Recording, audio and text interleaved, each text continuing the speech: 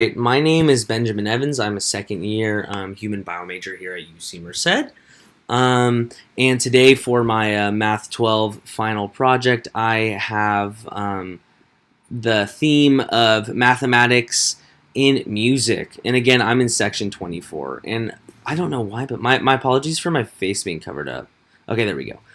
All right. So for the format that I'm going to have the final project, I've chosen to kind of do a similar format to what I'm doing right now. Well, actually, not similar, exactly what I'm doing. So I'm going to have like a little face cam right here. And then I'm going to be reading over and kind of explaining my thoughts about, obviously what I'm reading as I'm going along. So it's going to be like a slideshow recording. To get right into the nitty gritty, math involved in music, the main focuses. So Pythagoras was an ancient Greek philosopher, and Pythagoras was key in the understanding of modern day music. Pythagoras discovered that the relationship between both vibrations and pitch, pretty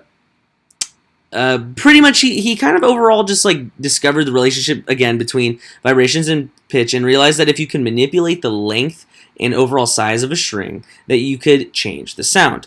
Essentially, the shorter the string, the higher the pitch. And he also dives deep into like kind of like not specifically Pythagoras, but this opens up and transitions perfectly into octaves. Octaves can be a little confusing, but practically twice. So a full size string halved is an octave, if that makes any sense. But then again, I will be fully explaining this in the final project, so no need to get confused now. But yeah, essentially without his notes and findings, music would not be the same as it is today. And to be continuing the research again, I'll just briefly go over this. I'm going to be reading more about Pythagoras. I'm going to be displaying the mathematical equations that show correlation between music and math, octaves, and all that good stuff in the final project again.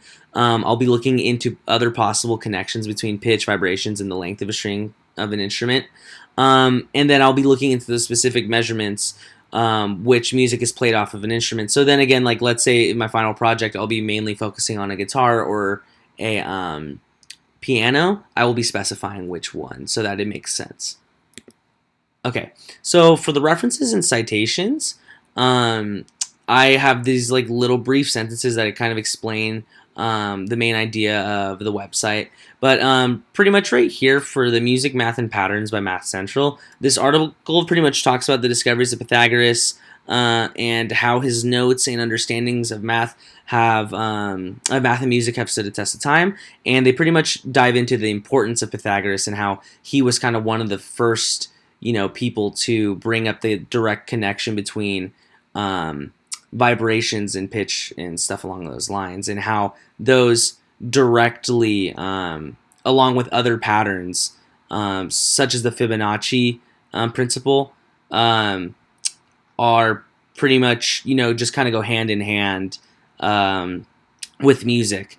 And then for the second one, so the second website has a broad selection of videos regarding several different topics of music and math. I plan to use it as a resource and pretty much there's like a video, I believe, by PBS, other institutions, and credible sources like schools and stuff. And I planned on using that website to find and dive deep into certain I just plan on getting certain information that will help me with my final project off of that website. But again, feel free to look it up and look at the videos that are presented. But then again, my overall goal for this project is to present a research slideshow regarding the importance of math when it comes to music. So like, the Fibonacci principle, diving deep in the importance of octaves and other patterns of how certain octaves sound better. Like let's say on a piano, there's like different octaves, like pretend like you have the keys right here. Basically on this side, there's going to be a key that will kind of match with the other side. And I'll be like going into why that works and all that good stuff.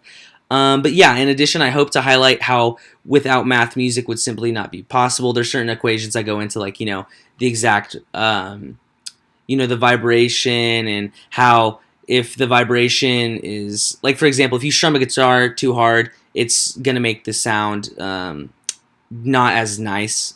I'm not sure if that's the best way to describe it, but I'm going to go into, like, pretty much how vibration directly translates to music and all that good stuff overall. Again, this was a brief overview of what my project's going to be like entirely. And I will definitely be having more math and specific equations and stuff like that in the final project. But I hope you guys are as excited as I am for it. Again, thank you for your time.